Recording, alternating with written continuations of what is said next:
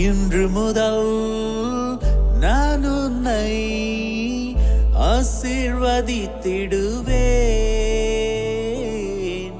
நன்மைகளால் உன் வாழ்வை நானே நிறைத்திடுவேன். இன்றைய நாள் உங்கள் அனைவருக்கும் ஆசிரின் நாளாக அமைய உங்களுக்காக ஜெபித்து நிற்கும் நான் உங்கள் அன்பின் அருட்தந்தை ரமேஷ் கிறிஸ்டி. இன்று முதல் நான் உன்னை ஆசீர்வதித்திடுவேன். நன்மைகளால் உன் வாழ்வை நானே நிறைத்திடுவேன். ஆண்டவரது இல்லத்தில் நடப்பட்டிருக்கும் பொழுது வாழ்நாள் எல்லாம் செழிப்புற்று இருப்பீர்கள். தந்தை, மகன், தூய ஆவியாரின் பெயராலே ஆமென். நம் ஆண்டவராகிய இயேசு கிறிஸ்துவின் அருளும் கடவுளின் அன்பும் தூய ஆவியாரின் நட்புறவும் உங்கள் அனைவரோடும் இருப்பதாக, ஆன்மாவோடும் இருப்பதாக. பலியிலே கலந்து கொள்ள தடையாக இருக்கும் மீறுதல்கள் பலவீனங்களுக்காக மனம் வருந்துவோம், மன்னிப்பு வேண்டி செபிப்போம்.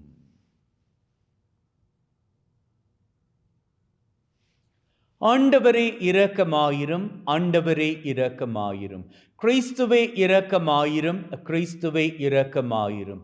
ஆண்டவரே இரக்கமாயிரும், ஆண்டவரே இரக்கமாயிரும். எல்லாம் வல்ல இறைவன் நம்மீது இரக்கம் வைத்து நம்முடைய மீறுதல்கள் பலவீனங்களில் நமக்கு விடுதலை தருவாராக. ஆமென். ஜெபிப்போமாக.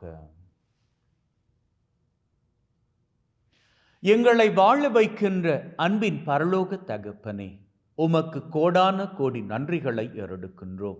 மீண்டுமாக ஒரு புதிய நாளிலே எங்கள் ஒவ்வொருவரையும் தட்டி எழுப்பி வாழுவதற்கான பாக்கியத்தை கொடுத்திருக்கின்றீரே, நன்றி அப்பா. மேலும் இன்று யாரெல்லாம் தங்களது பிறந்த தினத்தை நினைத்து உமக்கு நன்றிகளை ஏறெடுக்கின்றார்களோ அவர்களது நன்றிகளை ஏற்றுக்கொள்வீராக. அத்தோடு தங்களது திருமண ஆண்டிலே இன்று யாரெல்லாம் தங்களது நன்றிகளை உமக்கு சமர்ப்பிக்கின்றார்களோ அவர்களது நன்றிகளையும் ஏற்றுக்கொள்வீராக.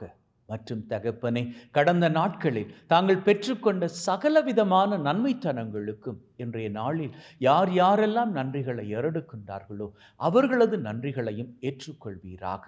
அப்பா தகப்பனே, இந்த பலி மூலமாக தாங்கள் அவர்கள் உள்ளத்தில் இருக்கக்கூடிய வேண்டுதல்களை உம்மண்டை சமர்ப்பித்து அவற்றை பெற்றுக்கொள்ளும்படியாக இப்போது இந்த இடத்திலே என்னோடு கூட பலியிலே கலந்து ஜெபிக்கின்ற அத்தனை பேரினுடைய வேண்டுதல்களையும் நீர்தாமே நிறைவேற்றி தந்துள்ள வேண்டும் என்று உம்மோடு தூய ஆவியாரின் ஒன்றிப்பில் இறைவனாய் என்றென்றும் வாழ்ந்து ஆட்சி செய்கின்ற அவர் வழியாக உம்மை மன்றாடுகின்றோம்.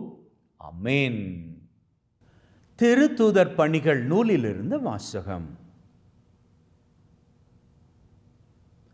அந்நாள்களில் நம்பிக்கை கொண்ட மக்கள் அனைவரும் ஒரே உள்ளமும் ஒரே உயிருமாய் இருந்தனர். அவர்களுள் எவரும் தமது உடைமைகளை தம்முடையதாக கருதவில்லை. எல்லாம் அவர்களுக்கு பொதுவாய் இருந்தது. திருத்தூதர் அனைவரும் ஆண்டவர் இயேசு உயிர்த்தெழுந்தார் என மிகுந்த வல்லமையோடு சான்று பகர்ந்து வந்தனர். அவர்கள் அனைவரும் அம்மக்களின் நல்லெண்ணத்தை மிகுதியாக பெற்றிருந்தனர். தேவையில் உணர்வோர் எவரும் அவர்களுள் காணப்படவில்லை. நிலப்புலங்களை அல்லது வீடுகளை உடையோர் அவற்றை விற்று அந்த தொகையை கொண்டு வந்து திருத்தூதருடைய காலடியில் வைப்பர். அது அவரவர் தேவைக்கு தக்கவாறு பகிர்ந்து கொடுக்கப்படும்.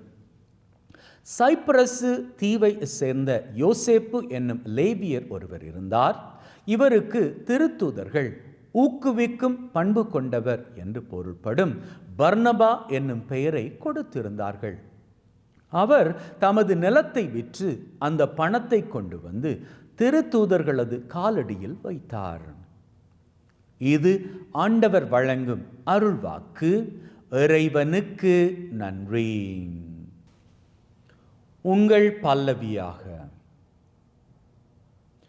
ஆண்டவர் ஆட்சி செய்கின்றார், மாட்சியை ஆடையாய் அணிந்துள்ளார். ஆண்டவர் ஆட்சி செய்கின்றார், அவர் மாட்சியை ஆடையாய் அணிந்துள்ளார். ஆண்டவர் வல்லமையை இடையில் கொண்டுள்ளார். ஆண்டவர் ஆட்சி செய்கின்றார், மாட்சியை ஆடையாய் அணிந்துள்ளார். பூவுலகை அவர் நிலைப்படுத்தினார், அது அசைபுறாது. உமது அரியணை தொடக்கத்திலிருந்தே நிலை பெற்றுள்ளது. நீர் தொன்று தொட்டே நிலைத்துள்ளீர். ஆண்டவர் ஆட்சி செய்கின்றார், மாட்சியை ஆடையாய் அணிந்துள்ளார். உம்முடைய ஒழுங்குமுறைகள் மிகவும் உறுதியானவை. ஆண்டவரே, என்றென்றும் தூய்மையே உமது இல்லத்தை அழகு செய்யும். ஆண்டவர் ஆட்சி செய்கின்றார், மாட்சியை ஆடையாய் அணிந்துள்ளார். அல்லேலூயா, அல்லேலூயா, அல்லேலூயா. மானிட மகனில் நம்பிக்கை கொள்ளும் அனைவரும் நிலை வாழ்வு பெறும் பொருட்டு அவர் உயர்த்தப்பட வேண்டும். அல்லேலூயா, அல்லேலூயா, அல்லேலூயா.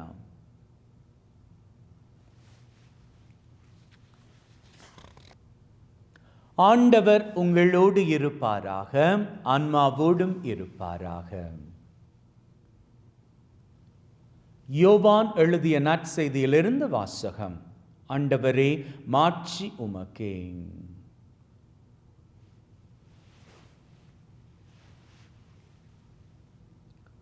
அக்காலத்தில் இயேசு நிக்கதேமிடம் கூறியது, நீங்கள் மறுபடியும் பிறக்க வேண்டும் என்று நான் உமக்கு கூறியது பற்றி நீர் வியப்படைய வேண்டாம்.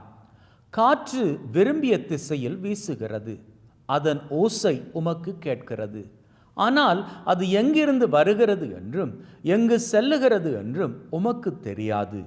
தூய ஆவியால் பிறந்த அனைவருக்கும் இது பொருந்தும் என்றார். நிக்கதேம் அவரை பார்த்து, இது எப்படி நிகழ முடியும் என்று கேட்டார். அதற்கு இயேசு கூறியது, நீர் இஸ்ராயல் மக்களிடையே போதகராயிருந்தும் உமக்கு இது தெரியவில்லையே. எங்களுக்கு தெரிந்ததை பற்றியே பேசுகிறோம், நாங்கள் கண்டதை பற்றியே சான்று பகருகிறோம்.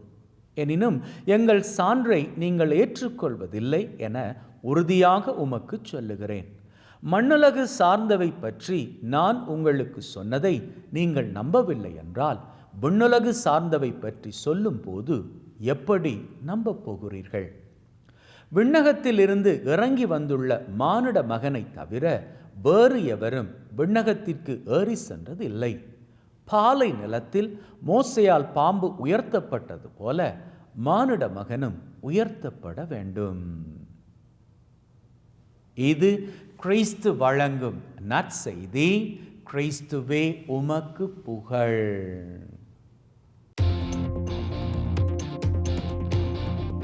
யார் மூலமாக விடுதலையாக்கப்பட்டு? மோசே மூலமாக விடுதலையாக்கப்பட்டு, மோசேயின் வழிநடத்தல் மூலமாக. அன்பின் உள்ளங்களே, முள்ளால தான் எடுக்கணும் அப்படின்னு சொல்லிப்பாங்க.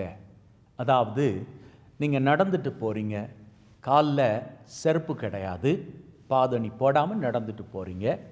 பாதையில் கிடக்கக்கூடிய முள் உங்கள் பாதத்தில் குத்தி கிழிச்சிடுது. கிழிச்சது மாத்திரம் இல்லை, அது பாதத்துக்குள்ளேயே போயிடுச்சுது. இப்போ அந்த முள்ளை நீங்கள் வெளியில் எடுக்கணும் அப்படின்னு சொன்னால் உங்கள் கையில் நீங்கள் ஒரு ஊசி எடுத்துக்கணும். அது ஒரு முள் இல்லையா?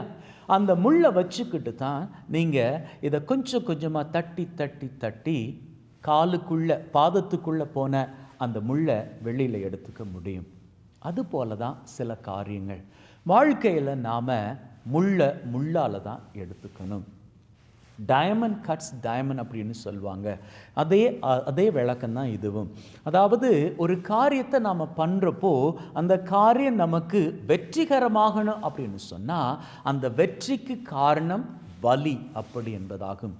உச்சங்களை தொட்டவங்க, வாழ்க்கையில் வரலாறு படைத்தவங்க, வாழ்க்கையில் முன்னேறினவங்க, இன்றைக்கி உதாரணமாக திகழக்கூடிய எத்தனையோ பேர், அவங்களோட வாழ்க்கையை நீங்கள் கேட்டு பார்ப்பீர்களாக இருந்தால் வலி இல்லாமல் வாழ்க்கை இல்லை, அந்த வாழ்க்கையில் வெற்றி இல்லை அப்படின்னு சொல்லுவாங்க. ஏன்னா வலித்தால்தான் அந்த வாழ்க்கையில் வெற்றி நிச்சயம் என்பது இந்த உலகத்தில் நாம் காணக்கூடிய ஒரு மாபெரும் தத்துவமாகும். இன்னும் ஆழமாக சொல்லப்போனால் இயேசு ஆண்டவர் இன்னைக்கு ஒரு வெளிப்பாட்டை நமக்கு கொடுக்கிறாரு நற்செய்தி வாசகத்தில். அன்னைக்கு மோசே வாழ்ந்த நாட்களில் கடவுளுக்கு எதிராகவும் மோசேக்கு எதிராகவும் ஆண்டவரது ஜனங்கள் எகிப்தில் இருந்து விடுதலையாக்கப்பட்டு, கடவுள் விடுதலையாக்கி, யார் மூலமாக விடுதலையாக்கப்பட்டு? மோசே மூலமாக விடுதலையாக்கப்பட்டு, மோசேயின் வழிநடத்தல் மூலமாக கானா தேசத்துக்கு போய்கிட்டு இருந்த ஜனங்கள் வழியில் மோசேக்கு எதிராக கடவுளுக்கு எதிராக பேசுகிற வேளையில் கடவுள் என்ன பண்ணுறாரு?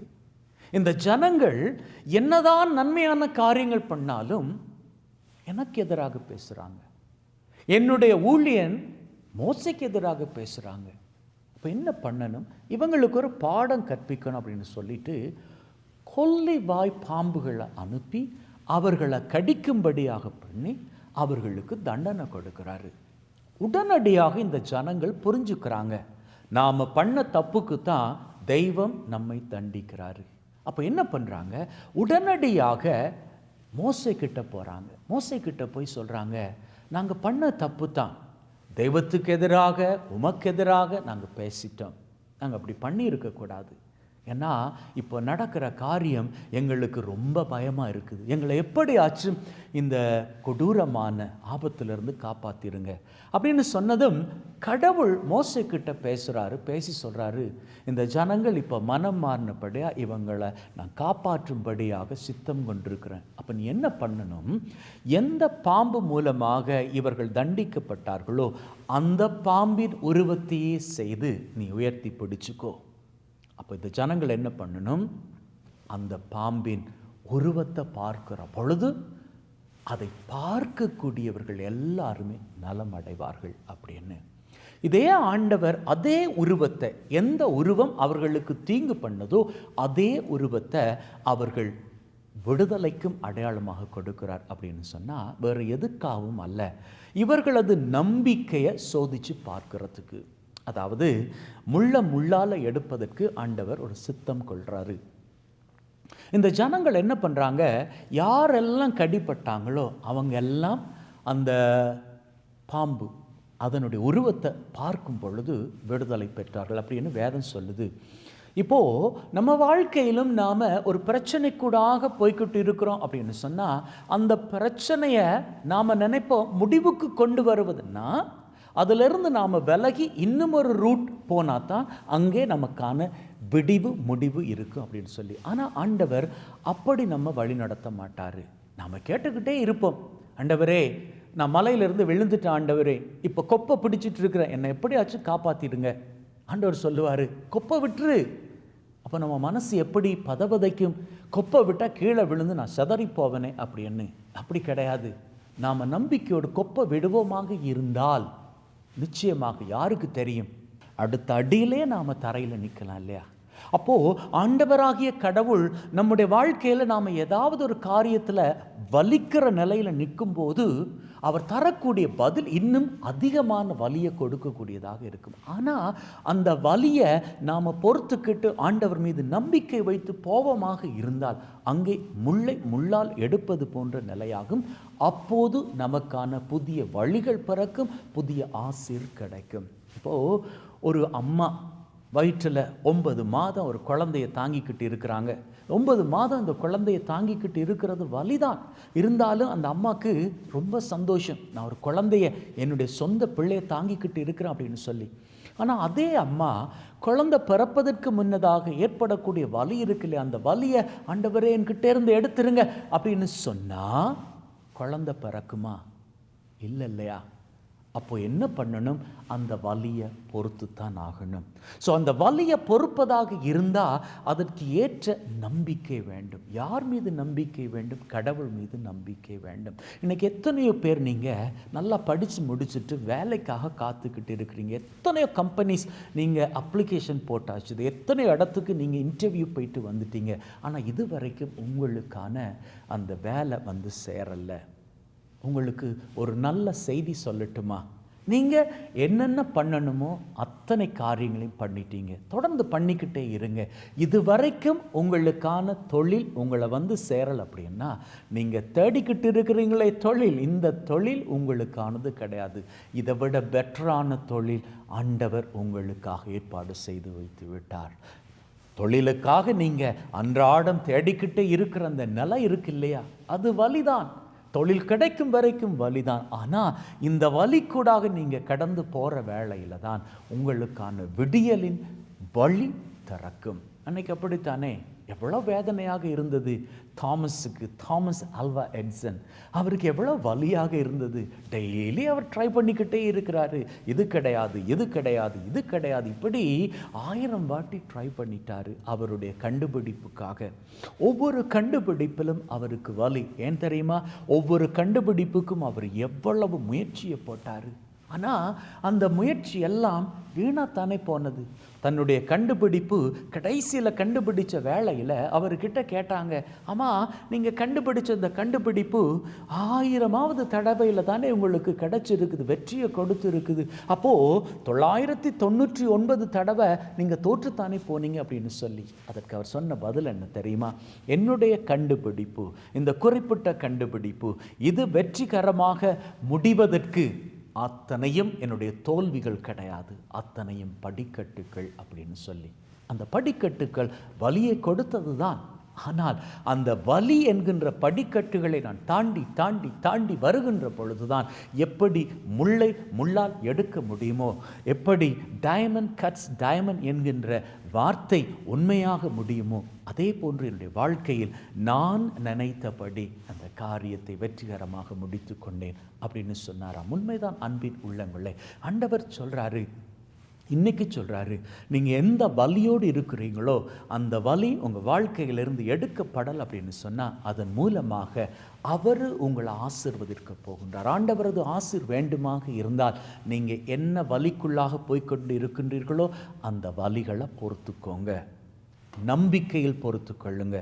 இதுவும் கடந்து போகும், எல்லாம் மாறி போகும். ஏன்னா உங்களை அழைத்த தெய்வம் அப்பேற்பட்டவர். உங்களை ஆசீர்வதிக்காது விடவே விட மாட்டார். இதுவரை கூட்டி வந்தவர் நம்பிக்கைக்குரியவர். இனியும் ஆசீரோடு வழிநடத்தி செல்வார்.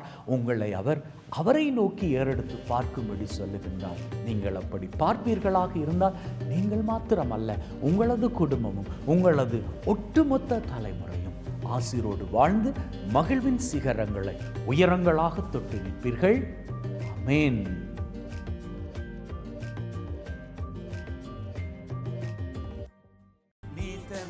வாழ்க்கையாவும் உமக்குத்தான் சொந்தமே. நீர் என்ன சொன்னாலும் தவறாமல் செய்திடுவே. நீர் என்ன சொன்னாலும் ஆண்டவரே, அனைத்துலகின் நிறைவா உம்மை போற்றுகின்றோம். ஏனெனில் உமது அருட்பெருக்கிலிருந்து இந்த அப்பத்தை பெற்றுக்கொண்டோம். நிலத்தின் விளைவும் மனிதொழைப்பின் பயனுமாகி இந்த அப்பத்தை உமக்கு ஒப்புக் கொடுக்கின்றோம். வாழ்வழிக்கும் அப்பமாக மாறும். இறைவன் என்றென்றும் வாழ்த்து பெறுவாராக. ஆண்டவரே, அனைத்துலகின் நிறைவா உம்மை போற்றுகின்றோம். ஏனெனில் உமது அருட்பெருக்கிலிருந்து இந்த ரசத்தை பெற்றுக்கொண்டோம். நிலத்தின் விளைவும் திராட்சை கொடியின் பயணமாகி இந்த ரசத்தை உமக்கு ஒப்புக் கொடுக்கின்றோம். வாழ்வழிக்கும் பானமாக மாறும். இறைவன் என்றென்றும் வாழ்த்து பெறுவாராக.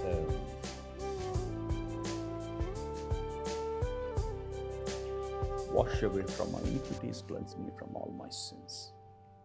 சகோதர சகோதரிகளை, பிள்ளைகளே, என்னுடையதும் உங்களுடையதுமான இந்த பலி நம் தந்தையாகிய இறைவனுக்கு ஏற்றதாகும்படி மன்றாடுங்கள். ஆண்டவர் தன்னுடைய திருப்பெயரின் புகழ்ச்சிக்காகவும் மாட்சிக்காகவும் திரு அவையின் நன்மைக்காகவும் கையிலிருந்து இந்த பலியை ஏற்றுக்கொள்வாராக. மீட்புக்கு ஊற்றாகிய தகப்பனை இறைவா, ஒப்பு கொடுக்கின்ற பலி வழியாக எங்கள் வாழ்வின் மீது நிறையாசிரை பொழிந்தருள்வீராக. எங்கள் ஆண்டவராகிய கிறிஸ்து வழியாக உம்மை மன்றாடுகின்றோம். ஆமென். ஆண்டவர் உங்களோடு இருப்பாராக, ஆன்மாவோடும் இருப்பாராக. இதயங்களை மேலே எழுப்புங்கள். ஆண்டவரை நோக்கி எழுப்பியுள்ளோம். நம் இறைவனாகிய ஆண்டவருக்கு நன்றி கூறுவோம். அதுவே தகுதியும் நீதியுமானது. தூயவரான தந்தையே, என்றும் வாழும் எல்லாம் வல்ல இறைவா, என்னாலும் எவ்விடத்திலும் நாங்கள் உமக்கு நன்றி பலி செலுத்துவது மெய்யாகவே தகுதியும் நீதியுமாகும். எங்கள் கடமையும் மீட்புக்குரிய செயலுமாகும். உம்முடைய வார்த்தையானவர் வழியாக அனைத்தையும் படைத்தீர். அவரே மீட்பராக இடேற்றுபவராக எங்களுக்கு அனுப்பினீர். அவர் தூய ஆவியால் கன்னிமரியிடமிருந்து உடலெடுத்து மனிதனானார். சாவை வென்று உயிர்ப்புண்ணென விளங்க செய்தார். ஆகவே வானதூதர் புனிதர் அனைவரோடு நாங்களும் சேர்ந்து உம்முடைய மாட்சியை புகழ்ந்து ஒரே குரலாய் சொல்லுவது, தூயவர் தூயவர் தூயவர், வான் படைகளின் கடவுளாம் ஆண்டவர். விண்ணகமும் மண்ணகமும் உமது மாட்சியால் நிறைந்துள்ளன. உன்னதங்களிலே ஓசன்னா. ஆண்டவர் பெயரால் வருகிறவர் ஆசி பெற்றவர். உன்னதங்களிலே ஓசன்னா. ஆண்டவரே, நீர் மெய்யாகவே தூயவர், தூய்மை அனைத்திற்கும் ஊற்று. ஆகவே உம்முடைய ஆவியை பொழிந்து காணிக்கைகளை தூய்மைப்படுத்த தாழ்மையுடன் வேண்டுகின்றோம். இவ்வாறு எங்கள் ஆண்டவர் இயேசு கிறிஸ்துவின் உடலும் இரத்தமுமாக உங்களுக்கு இவை மாறுவனவாக. அவர் பாடுபட உளம் கனிந்து தம்மை கையளித்த போது அப்பத்தை எடுத்து நன்றி செலுத்தி அதை பிட்டு தம் சீடருக்கு கொடுத்து அவர் சொன்னதாவது, எல்லாரும் இதிலிருந்து பெற்று உண்ணுங்கள், ஏனெனில் இது உங்களுக்காக கையளிக்கப்படும் என் உடல்.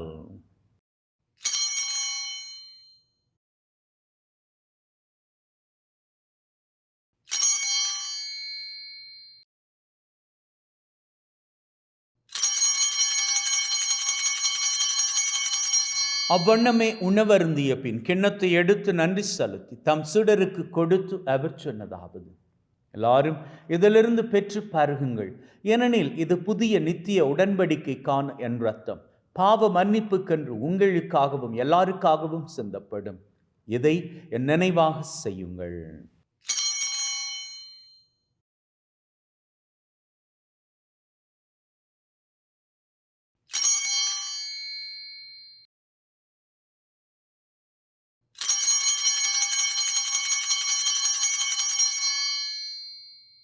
பொருள். ஆண்டவரே, நீர் வரும் வரை உமது இறப்பை அறிக்கை செய்கின்றோம், உமது உயிர்ப்பையும் எடுத்துரைக்கின்றோம். ஆகவே ஆண்டவரே, நாங்கள் கிறிஸ்துவின் இறப்பை உயிர்ப்பை நினைவு கூர்ந்து வாழ்வு தரும் அப்பத்தை மீட்பளிக்கும் கிண்ணத்தை உமக்கு ஒப்புக் கொடுக்கின்றோம். உம் திருமண் நின்று உமக்கு ஊழியம் புரிய தகுந்தவர்கள் என எங்களை ஏற்றுக்கொண்டீர். எனவே உமக்கு நன்றி செலுத்துகின்றோம். மேலும் கிறிஸ்துவின் உடலிலும் இரத்தத்திலும் பங்கு கொள்ளும் எங்களை தூய ஆவி ஒன்று சேர்க்க வேண்டுமென தாழ்மையுடன் வேண்டுகின்றோம். ஆண்டவரே, உலகெங்கும் பரவி இருக்கும் உம்முடைய திரு அவை, எங்கள் திரு தந்தை லியோ மற்றும் எங்களது ஆயர் தாமஸ், உம்முடைய குருக்கள், துறவியர்கள், பொதுநிலையினர் அனைவரையும் பரம அன்பின் உறுதிப்பட செய்தருளும். உயிர்த்தெழும் எதிர்நோக்குடன் இறந்து போன எங்கள் சகோதர சகோதரிகளை, இறந்தோர் அனைவரை ஒளிர்மிக்க திருமுன் ஏற்றுக்கொள்ளும். எங்கள் அனைவர் மீதும் இரக்கமாயிரும். கடவுளின் கன்னித்தாயான மாட்சிமிக்க மரியா, அவருடைய கணவரான புனித யோசேப், இவ்வுலகில் உமக்கு உகந்தவர்களாய் இருந்த புனிதராகிய அனைவருடன் நிலைவாழ்வில் தோழமை கொண்டு திருமகன் கிறிஸ்து வழியாக உம்மை புகழ்ந்தேற்றும் வரமருள உம்மை மன்றாடுகின்றோம். உள்ளங்களை தெய்வீக பிரசன்னம் இங்கே. அவரது சன்னிதானத்தில் நம்முடைய தேவைகளை சமர்ப்பித்தால் நிச்சயமாக நிறைவேற்றி கொடுப்பார். கேட்ட மாத்திரத்திலேயே நிறைவேற்றி கொடுத்து விட்டுவார். இந்த நம்பிக்கையிலே வாருங்கள், நம்முடைய தேவைகள் எதுவாக இருந்தாலும் அவற்றை சமர்ப்பித்து நிற்போம். அந்த வகையில் இன்றைய நாளுக்கான தேவை,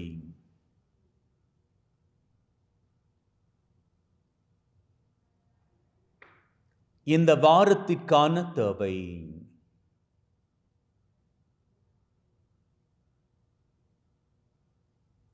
இந்த மாதத்திற்கான தேவை,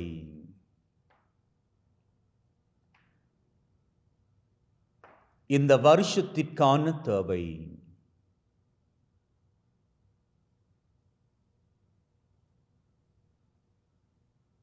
உள்ளத்தின் ஆழத்தில் இருக்கக்கூடிய 3 விசேட தேவைகள்.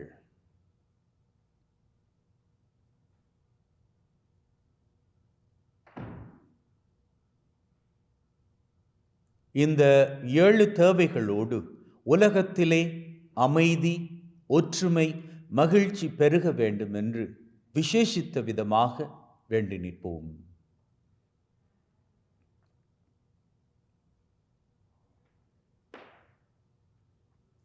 நம்பிக்கையிலே நாம் கேட்ட அத்தனை தேவைகளும் ஆண்டவரது கிருபையினால் நமக்கு கிடைக்கப் பெற்று விட்டன அப்படி என்கின்ற உள்ளத்தின் உறுதிப்பாட்டுடன் வாருங்கள் அவர் புகழை வணக்கமாக ஏறெடுப்போம்.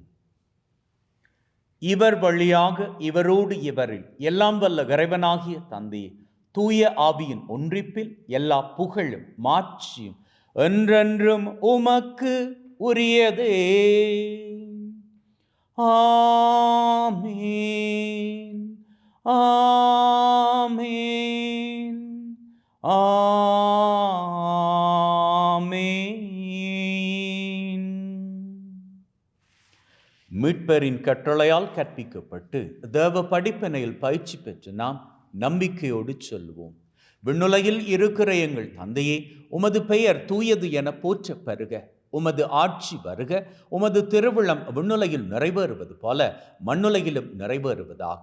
எங்கள் அன்றாட உணவை இன்று எங்களுக்கு அளித்தருளும். எங்களுக்கு எதிராக தீமை செய்வோரை நாங்கள் மன்னிப்பது போல எங்கள் பாவங்களை மன்னியும். எங்களை சோதனைக்குட்படுத்தாதையும் தீமையிலிருந்து எங்களை விடுவித்தருளும். ஆண்டவரே, தீமை அனைத்திலும் இருந்து எங்களை விடுவித்து எங்கள் வாழ்நாளில் அமைதியை கனிவுடன் அருள உம்மை வேண்டுகின்றோம். உம்முடைய இரக்கத்தின் உதவியால் நாங்கள் பாவத்திலிருந்து எப்பொழுதும் விடுதலை பெற்று யாதொரு கலக்கமுமின்றி நலமாயிருப்போமாக. நாங்கள் எதிர்நோக்கி இருக்கும் பேரின்பத்திற்காகவும் மீட்பராகிய இயேசு கிறிஸ்துவின் வருகைக்காகவும் காத்திருக்கின்றோம். ஏனெனில் ஆட்சியும் வல்லமையும் மாட்சியும் என்றென்றும் உமக்குரியதே. ஆண்டவரே இயேசு கிறிஸ்துவே, அமைதியை உங்களுக்கு விட்டு செல்கிறேன், என் அமைதியை உங்களுக்கு தருகிறேன் என்றும் திருத்தூதர்களுக்கு சொன்னீரே. எங்கள் மீறுதல்கள் பலவீனங்களை பார்க்காமல் உம்முடைய திரு அவையின் நம்பிக்கையை கண்ணோக்கி அதற்கு அமைதியும் ஒற்றுமையும் தந்தருள திருவிழம் கொள்வீராக. என்றென்றும் வாழ்ந்து ஆட்சி செய்கின்றவர் நீரே. அமேன். ஆண்டவருடைய அமைதி உங்கள் அனைவரோடும் என்றும் இருப்பதாக, ஆன்மாவோடும் இருப்பதாக. ஒருவர் ஒருவருக்கு கிறிஸ்துவின் அமைதியை பகிர்ந்து கொள்வோம்.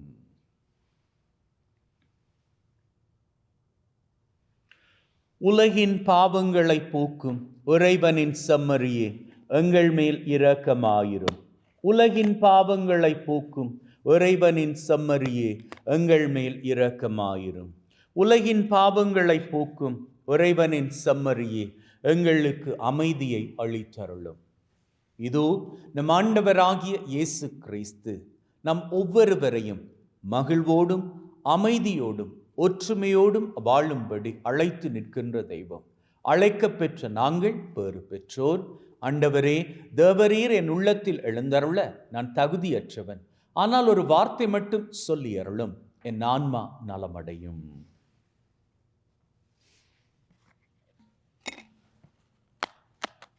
The dominion of this body and blood of Christ bring everlasting life. Amen.